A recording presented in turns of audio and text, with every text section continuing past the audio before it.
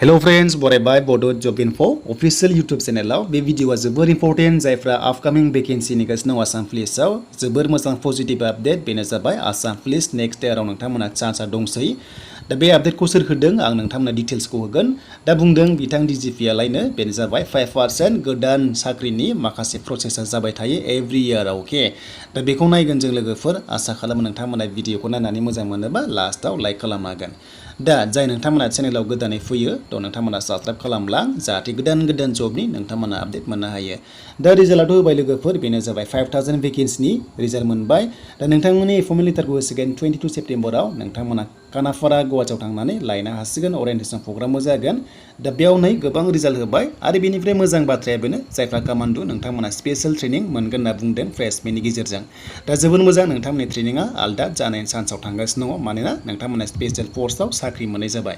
दा जोबोर मोजां नोंथांमोना ट्रेनिंखौ मोजां होदो आरो लोगोसे नोंथांमोना जायफ्रा ABUBSI नोंथांमोनाबो मोजां होबानो जाबाय दा बे फ्रेशमेनखौ बबेयाव होदों जों डिटेल्सखौ नायनोसै फैदो नोंथांमोना भिडिअखौल' नायलां दा लोगोफोर DGPआ बेयाव मोनसे फ्रेशमेननि गेजेरजोंहाय टुइट खालामना होदों जे स' बिथाङा बेयाव बुंनाय बादिब्ला 5200 भेकेन्सिस डिफरेन्ट रेंक्सआव नोंथांमोना साख्रि मोनबाय SI ABUB कनस्टेबल बेनिफ्राय कमान्डो दा बेयाव आङो साउन्डखौहाय आङो बेयाव मिउट खालामबाय मानोना कपिराइट फैनो हागौ दा बिथांनि बादिब्ला कमान्डोखौहाय स्पेशल ट्रेनिं होनायनि बाथ्राखौ बेयाव मेनसन खालामदोंमोन देन बेनिफ्राय मोनसे बाथ्रा बुंबावदोंनो दानफायाव गोबां साख्रिनिफ्राय रिटायार जायो अके गोबां बिबाननिफ्राय बेवहाय रिटायार जायो आरो लोगोसे ओरैबायदि मोनसे बाथ्रा होनबावदों सासे कनस्टेबला हमना ला गुबुन पस्टआव प्रमोशन मोनो अब्ला बे पस्टआ खालि जायो दा बेखौनो लानानै एभ्रि इयार 5% रिक्रुटमेन्ट प्रसेस खालामोनो एबा गोदान साख्रिनि थाखाय प्रसेसखौ खालामो होनना बुंदों दा बेखौ लानानै ओभारअल जेसेबांनो साख्रिनिफ्राय रिटायार जागोन बा प्रमोशन जालांबाय थागोन बे पस्टआ खालि जागोन नालाय बेनि एगेन्स्टआव सेन्सास जानानै सार्भे जानानै मा होनो नोंथांमोननो खालि पस्टखौहाय होनाय जायो होननानै बिथाङा बेयाव मेनसन खालामदों नाथाय आं बेयाव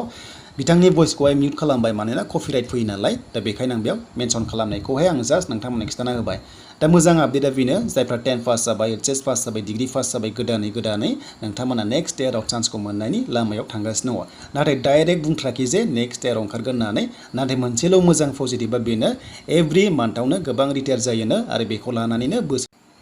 दा बेखौ लानानै एबा बे रिटायार जानायनि माखासे सार्भेखौ लानानै डाटाखौ लानानै एभ्रि इयार 5% प्रसेसखौ खालामदों रिक्रुटमेन्टनि थाखाय गोदाननि थाखाय साख्रिनि थाखाय दा बेखायनो नोंथांमोना चान्स दङ नेक्स्ट इयाराव 100% चान्स होननानै लानो हायो मानोना भेकेन्सिया फैबावगोन दा जायखिजाया नोंथांमोना नेथ'नांगोन आरो जायफ्रा दाखालि साख्रि मोनासै थ' नोंथांमोना गोसोआव फोथायना लाबानो जाबाय प्रेक्टिसखौ खालामबाय था दानिफ्रायनो जेसेबां हायो नोंथांमोना गावखौनो एक्टिभ खालामना ला प्रेक्टिसखौ नोंथांमोना नागारनाङा देन बेनिफ्राय गोदान जबबो फैगासिनो दङ स' नोंथांमोना बाहागो लानो हागोन दा जायखिजाया गासैनिसिमबो कंग्रेचुलेसन थाबाय जायफ्रा साख्रि मोनबाय आंनि साबसक्राइबार नोंथांमोन थ' नोंथांमोना मोजां ट्रेनिंखौ होबानो जाबाय